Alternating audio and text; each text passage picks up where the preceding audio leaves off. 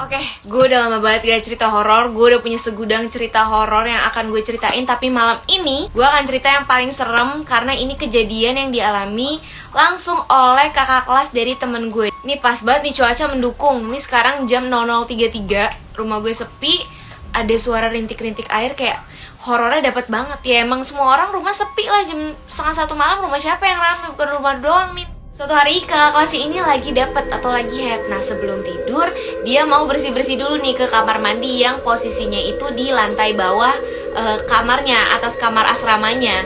Teman-temannya ini udah pada mau siap-siap mau tidur. Nah, dia sendiri nih ke kamar mandi. Gue nggak tahu ini emang pemberani abis gitu kan, strong woman do bungsun, enggak dong, itu drakor. Ya pokoknya dia ke kamar mandi. Pas masuk sepi, kamar mandinya tuh bener-bener gak ada orang, cuma dia doang. Masuklah ke bilik kamar mandi, bersih-bersih segala macem. Terus dia nggak dengar ada suara gayung juga di kamar mandi sebelah dia, di kamar mandi sebelah dia, bilik kamar mandi sebelah dia. Terus dia mikir, oh ada temen gue nih. Terus dia sempat manggil di situ, dia pikir ini temennya. Dia manggil nih namanya.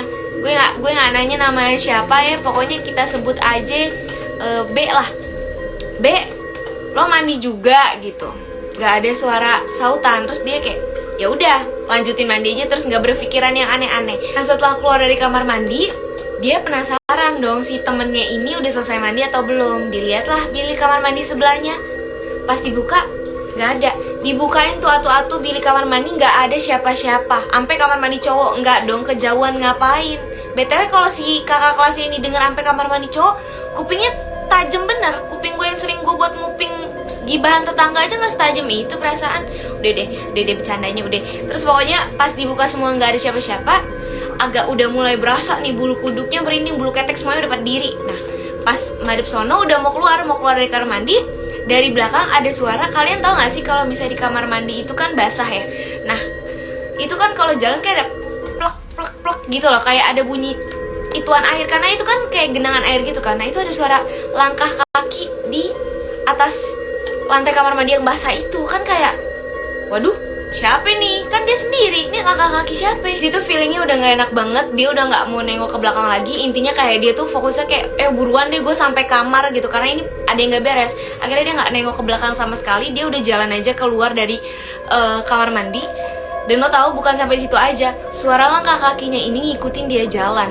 Bahkan di saat dia benar-benar udah panik banget, dia lari. Dia benar-benar lari, jalan cepet sampai lari estafet, sampai garis finish. Enggak dong, gak lucu sumpah.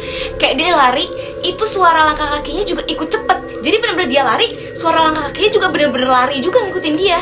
Seperti yang gue bilang tadi, kamar mandinya itu letaknya di lantai bawah kamar asrama. Jadi pas dia ke kamar itu kan dia harus naik tangga. Lu bayangin, ada langkah kaki ngikutin naik tangga, cepet banget ngikutin ritmenya dia.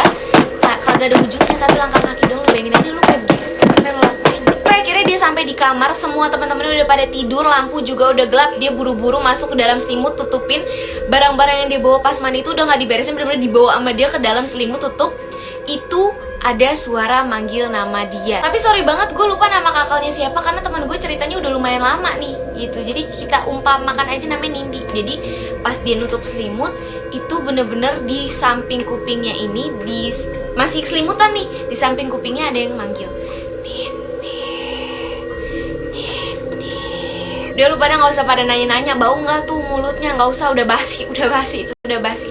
Pokoknya setelah dia baca doa segala macem, itu nggak lama udah nggak ada suara lagi, udah nggak ada suara langkah kaki, udah nggak ada suara yang manggil dia. Dia kira ngeberaniin untuk nurunin selimut. Pas turunin selimut, bener-bener itu si setannya itu dimuncul di muka dia, guys, yang kayak bener-bener langsung teriak. Kakak kelasnya bangunin satu kamar.